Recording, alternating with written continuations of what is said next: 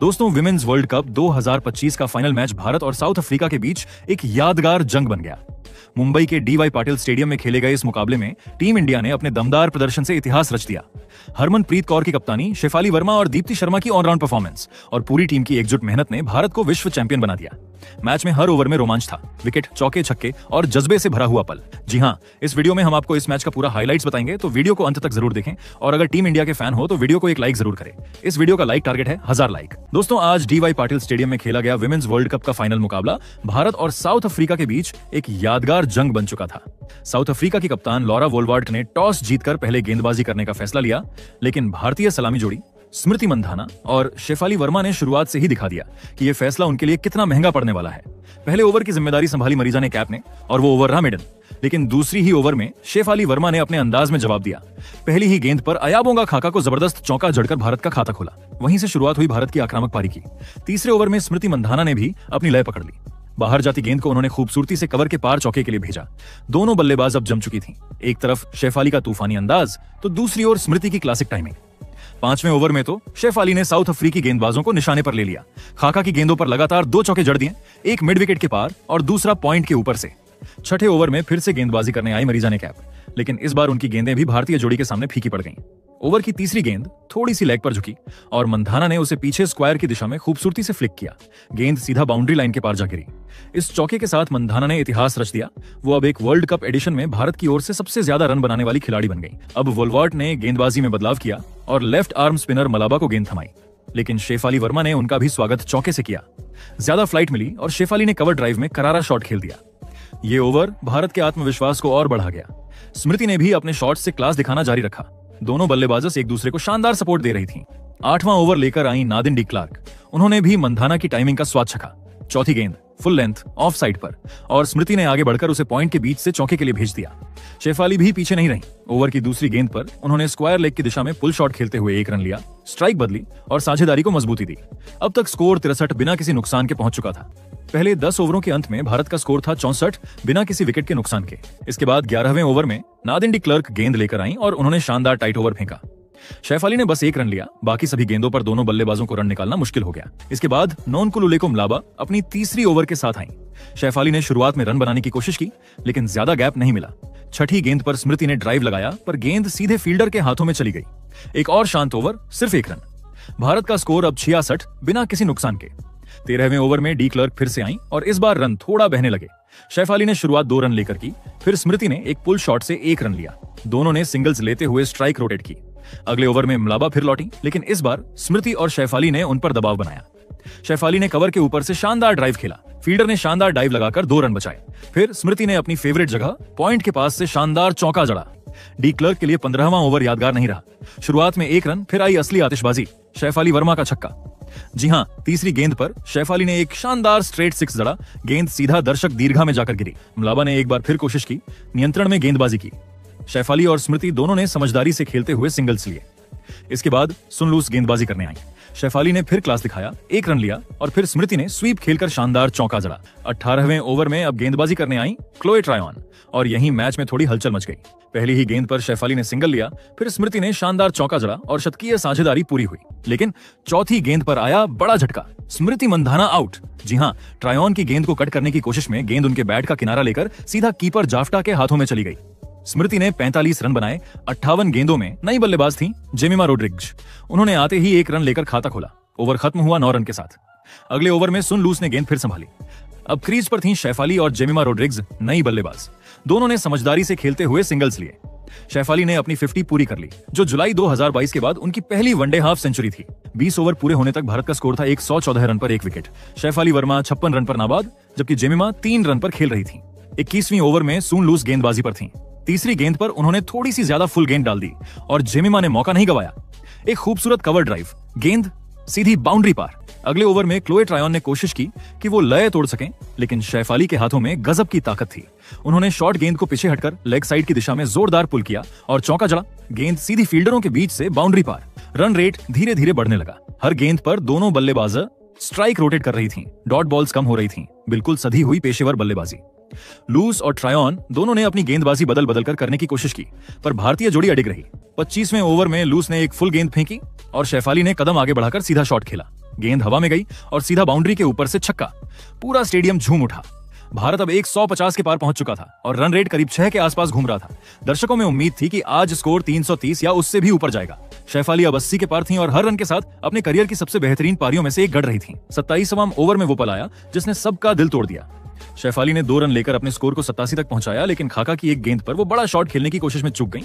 गेंद ऊंची गई और सून लूस ने मिड ऑन ऑफ पर शानदार कैच पकड़ लिया। शेफाली वर्मा 78 गेंदों में 87 रन बनाकर आउट हुई। इस पारी में उन्होंने 7 चौके और 2 छक्के जड़। अब मैदान पर आई कप्तान हरमनप्रीत कौर। उन्होंने आते ही अपने अंदाज में पारी को संभाल लिया। 28वें ओवर में उन्होंने कमाल का लैप शॉट खेला। गेंद विकेट कीपर के ऊपर से बाउंड्री पार।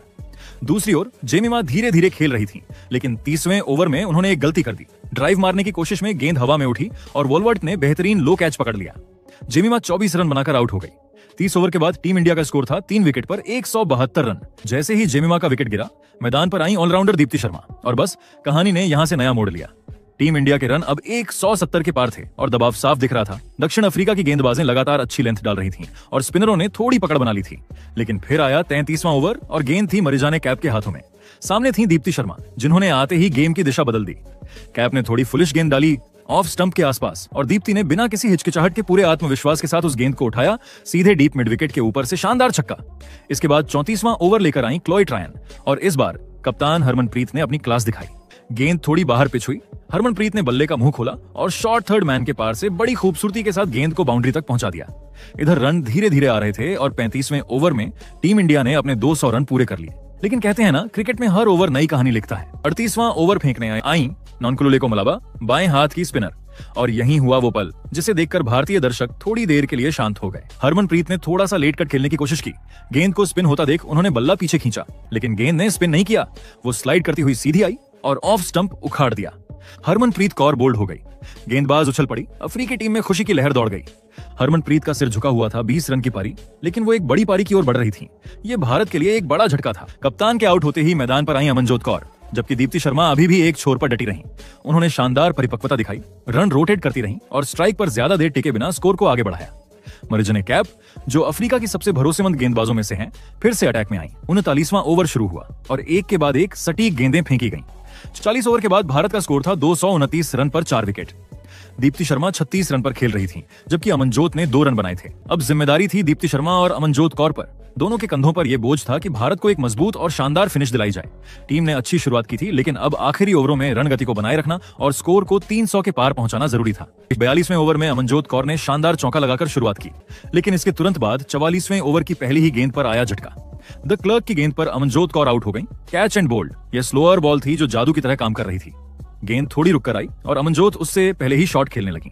गेंद बल्ले के ऊपरी हिस्से से लगकर सीधी वापस गेंदबाज की ओर चली गई और द क्लर्क ने दाएं हाथ से एक शानदार एक हाथी कैच लपक लिया। अमनजोत कौर 12 रन बनाकर पवेलियन लौट गईं। अब मैदान पर उतरी युवा और जोश से भरी ऋचा घोष। उन्होंने आते ही दूसरी ही गेंद पर कवर के ऊपर से गगनचुंबी छक्का ठोक दिया। इस शॉट के साथ भारत के 44वें ओवर में 250 रन पूरे हो गए। इसके बाद अगले 3 ओवरों में ऋचा घोष ने 3 शानदार चौके लगाए।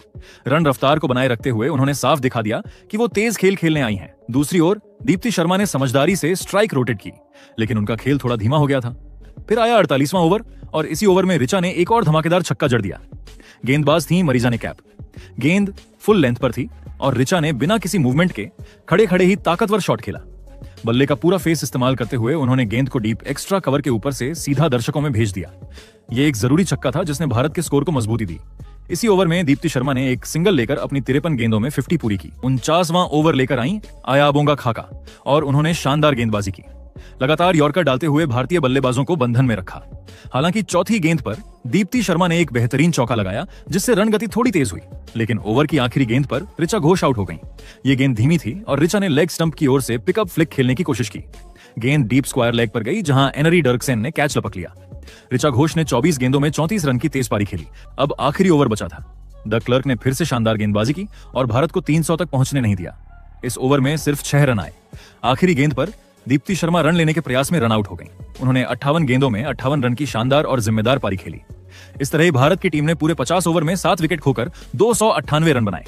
दक्षिण अफ्रीका की ओर से सबसे सफल गेंदबाज रही आयाबोंगा खाका, जिन्होंने 3 विकेट झटके। दोस्तों, इसके बाद 299 रनों के बड़े लक्ष्य का पीछा करने मैदान पर उतरी साउथ अफ्रीका की टीम की शुरुआत की जिम्मेदारी संभाली कप्तान लॉरा वोल्वर्ट और उनकी ओपनिंग पार्टनर ताजमिन ब्रिट्स ने।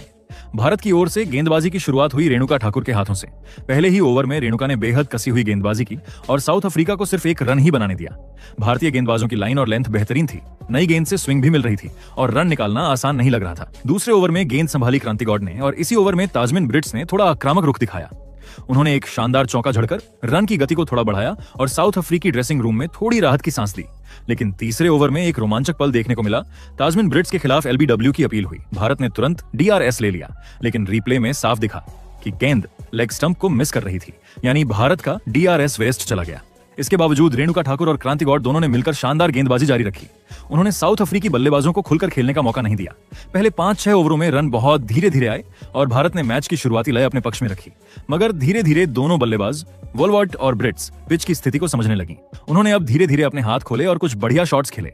7वें ओवर में ताजमिन ब्रिट्स ने रेणुका ठाकुर की एक गेंद को उठाकर लॉन्ग ऑन के ऊपर से शानदार छक्का जड़ दिया। इस शॉट ने न सिर्फ दर्शकों को उत्साहित किया बल्कि साउथ अफ्रीकी डगआउट में भी जोश भर दिया। इसी ओवर में कप्तान लॉरा वोलवर्ट ने भी अपनी क्लास दिखाई और लगातार 2 गेंदों पर 2 खूबसूरत चौके जड़ दिए।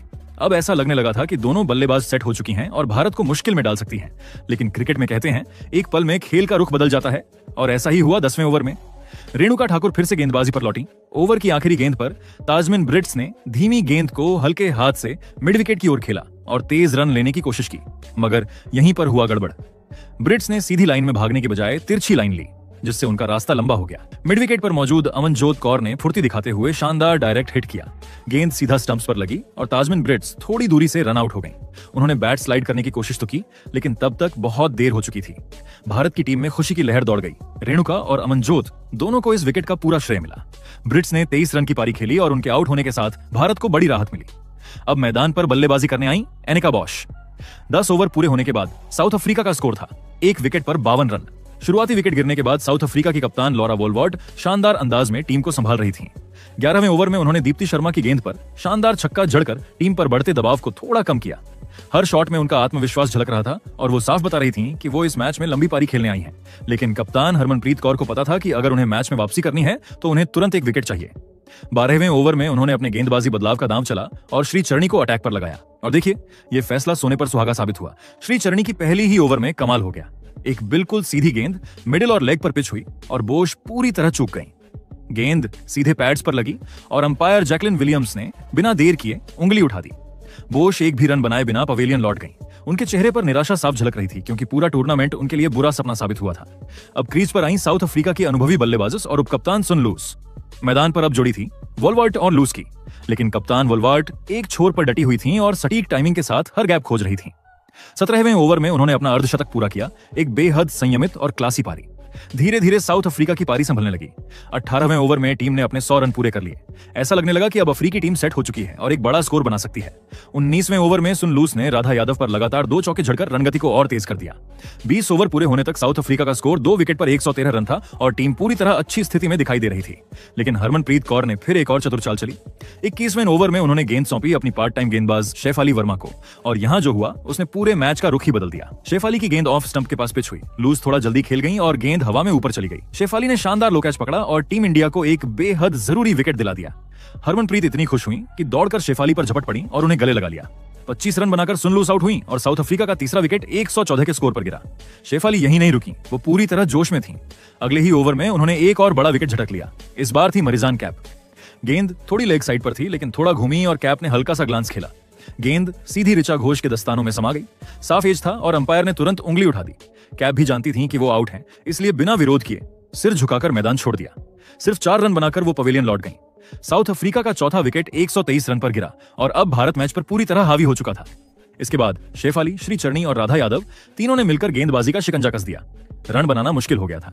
वोलवर्ट 70 रन पर सेट थीं और एक छोर से संघर्ष जारी रखे थीं, लेकिन दूसरी तरफ से कोई उनका साथ नहीं दे पा रहा था। उनके साथ अब नई बल्लेबाज सिनालो जाफ्टा क्रीज पर थीं। दीप्ति शर्मा गेंद लेकर आईं और उन्होंने अपने अनुभव का पूरा इस्तेमाल किया। साउथ अफ्रीकी बल्लेबाज को लगातार दबाव में आ रही थी। हर ओवर में डॉट गेंदों की संख्या बढ़ती जा रही थी। वोलवर्ट को रन मिल रहे थे, लेकिन धीरे धीरे। वहीं जाफ्टा रनगति बढ़ाने की कोशिश में जोखिम लेने लगी और आखिरकार 30वें ओवर में वही हुआ जिसका इंतजार भारतीय फैंस को था। जाफ्टा रन रेट बढ़ाने के इरादे से आगे बढ़ी, लेकिन गेंद पर पूरी तरह नियंत्रण नहीं रख सकी। उनका शॉट अंदरूनी किनारे से निकला और सीधा राधा यादव के हाथों में जा पहुंचा, जो मिड ऑन पर खड़ी थी। बेहद आसान कैच और एक और सफलता भारत के खाते में। सिनालो जाफ्टा 16 रन बनाकर आउट हुई और साउथ अफ्रीका का 5वां विकेट 150 रन के स्कोर पर गिरा। 30 ओवर के बाद साउथ अफ्रीका का स्कोर था 5 विकेट पर 150 रन। अब मैदान पर माहौल पूरी तरह भारतीय टीम के पक्ष में था। हरमनप्रीत की कप्तानी, शेफाली की सुनहरी बाजू और दीप्ति की सटीक लाइन लेंथ ने साउथ अफ्रीका की पूरी पारी को जकड़ लिया था। इसके बाद 32वां ओवर लेकर आई राधा यादव और ये ओवर साउथ अफ्रीका के लिए राहत लेकर आया।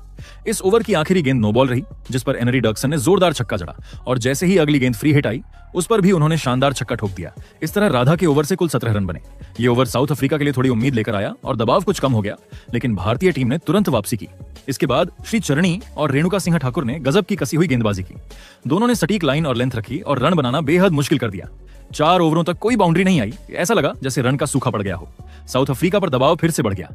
इसी बीच 36वें ओवर में एक पल ऐसा आया जिसने सभी का दिल रोक दिया। रेणुका सिंह की गेंद पर एनरी डर्कसन ने पुल शॉट खेला और गेंद सीधे शॉट मिड विकेट पर गई, जहां दीप्ति शर्मा खड़ी थी। लेकिन अफसोस, वो आसान कैच उनके हाथ से छूट गया। ये एक बड़ा मौका था और ऐसा लग रहा था कि ये गलती भारत को भारी पड़ सकती है। हालांकि रन रेट अब भी 8 से ऊपर जा चुका था और दबाव अफ्रीकी बल्लेबाजों पर बना रहा। 27वें ओवर में डर्कसन ने शेफाली वर्मा को चौका झड़कर थोड़ी राहत दी। ये चौका करीब 4 ओवर के बाद आया था। फिर 38वें ओवर में वोल्वार्ट ने भी शेफाली को लगातार 2 चौके जड़ दिए, जिससे साउथ अफ्रीका की उम्मीदें थोड़ी बढ़ी। मगर जैसे ही लगने लगा कि अफ्रीका मैच में वापसी कर सकती है, दीप्ति शर्मा ने एक बार फिर जादू कर दिया। 39वें ओवर में दीप्ति ने एनरी डर्कसन को अपनी सटीक यॉर्कर से क्लीन बोल्ड कर दिया। बल्ला नीचे आने से पहले ही गेंद ने स्टंप सुखाड़ दिए। डर्कसन 35 रन बनाकर आउट हुई, लेकिन इसी ओवर में साउथ अफ्रीका की कप्तान लॉरा वोल्वार्ट ने अपनी 96 गेंदों पर शानदार शतक पूरा किया। उनका यह शतक टीम के लिए उम्मीद की किरण बना। 40 ओवरों के बाद साउथ अफ्रीका का स्कोर था 6 विकेट पर 211 रन। अब क्रीजन पर वोल्वार्ट के साथ थी क्लोए ट्रायन और टीम को जीत के लिए 10 ओवरों में 88 रन चाहिए थे। लेकिन इसके बाद जो हुआ उसने मैच का रुख पूरी तरह पलट दिया। 42वें ओवर में दीप्ति शर्मा ने भारत को 2 बड़े झटके दिलाए। पहले उन्होंने साउथ अफ्रीकी कप्तान लॉरा वोल्वार्ट को आउट कर दिया। वोल्वार्ट ने दीप्ति की गेंद पर बड़ा शॉट लगाने की कोशिश की। गेंद ऊंची गई लेकिन ज्यादा दूर नहीं गई। डीप मिड विकेट पर अमनजोत कौर खड़ी थी। गेंद उनके हाथों से 2 बार फिसली, लेकिन तीसरी बार उन्होंने शानदार तरीके से कैच पकड़ लिया। वो पल पूरे स्टेडियम में गूंज उठा। भारत ने सबसे अहम विकेट हासिल कर लिया था। वोल्वार्ट 101 रन बनाकर आउट हुई और साउथ अफ्रीका का स्कोर हुआ 221 पर 7 विकेट। उसी ओवर की चौथी गेंद पर दीप्ति ने अगला बड़ा झटका दिया। क्लोए ट्रायन एलबीडब्ल्यू आउट हो गई। गेंद बिल्कुल फुल थी, मिडिल और लेग स्टंप की लाइन पर। ट्रायन ने फ्लिक लगाने की कोशिश की, लेकिन गेंद सीधी उनके पैड पर लगी। भारत की अपील पर अंपायर ने तुरंत उंगली उठा दी और रिव्यू में भी फैसला भारत के पक्ष में गया। इसके साथ ही पूरा स्टेडियम इंडिया इंडिया के नारों से गूंज उठा। अब साउथ अफ्रीका का स्कोर था 221 पर 8 विकेट और उन्हें जीत के लिए अब भी 78 रन चाहिए थे। उनकी आखिरी उम्मीद थी नादिन डी क्लार्क, जिन्होंने शुरुआत में कुछ शानदार चौके लगाकर टीम को थोड़ा सहारा देने की कोशिश की। उन्होंने स्ट्राइक घुमाते हुए रन बनाए, लेकिन रन रेट अब 10 से ऊपर जा चुका था। 45वें ओवर में श्री चरणी गेंदबाजी करने आई। ओवर की आखिरी गेंद पर उन्होंने एक और अहम विकेट दिलाया। नादिन डी क्लार्क ने सिंगल के लिए दौड़ लगाई, लेकिन उनके साथी आया बोंगा खाका रन आउट हो गई। फील्डर ने सीधा थ्रो किया और खाका ग्राउंड से बाहर थी। इस विकेट के साथ भारत जीत से बस एक कदम दूर था। फिर 46वें ओवर में दीप्ति शर्मा ने वो कर दिखाया जिसका इंतजार करोड़ों भारतीय फैंस कर रहे थे। तीसरी गेंद पर नादिन डी क्लार्क ने बड़ा शॉट खेलने की कोशिश की, लेकिन गेंद ऊंची गई और सीधा एक्स्ट्रा कवर पर खड़ी कप्तान हरमनप्रीत कौर के हाथों में चली गई। हरमन ने शानदार कैच पकड़कर भारत को चैंपियन बना दिया। जैसे ही कैच पूरा हुआ, पूरे डीवाई पाटिल स्टेडियम में आतिशबाजी छूट गई। भारतीय खिलाड़ी एक दूसरे से लिपटकर जश्न मनाने लगे। मैदान में खुशी के आंसू, झंडों की लहरें और भारत माता की जय के नारे गूंजने लगे। भारत ने यह फाइनल मैच 52 रनों से जीत लिया और 2025 वुमेन्स वर्ल्ड कप की चैंपियन बन गई। ये जीत सिर्फ 11 खिलाड़ियों की नहीं थी, ये जीत करोड़ों भारतीयों के सपनों की थी। खिलाड़ियों के संघर्ष, मेहनत और जज्बे ने इस रात को इतिहास में अमर कर दिया। दोस्तों, आप टीम इंडिया के इस प्रदर्शन को 10 में से कितने नंबर दोगे? कमेंट जरूर करें। तो गाइस, इंडियंस की वुमेन्स टीम ने जो है साउथ अफ्रीका की वुमेन्स टीम को जो है हरा दिया। सारा का सारा क्रेडिट जो है जाता है इंडियंस की वुमेन टीम की हार्ड वर्किंग को और उनकी बहुत ज़्यादा अमेजिंग और हार्ड वर्किंग मेहनत को। बाकी जो है कई अरसे बाद जो है इंडियंस की वुमेन टीम जो है जीत रही है वर्ल्ड कप का फाइनल, तो ये वाकई इंडियंस के लिए एक बहुत बड़ी अचीवमेंट और खुशी की बात है। बाकी जो है इंडियंस की मेन टीम भी अच्छी है और जो है वुमेन टीम भी अच्छी है। दोनों जो है बहुत ज़्यादा हाई रैंकिंग्स में जो है जा रहे हैं। बाकी आप लोगों का दोस्तों इसके बारे में जो है क्या राय है? कीमती रहे कमेंट्स में बताएं। शुक्रिया।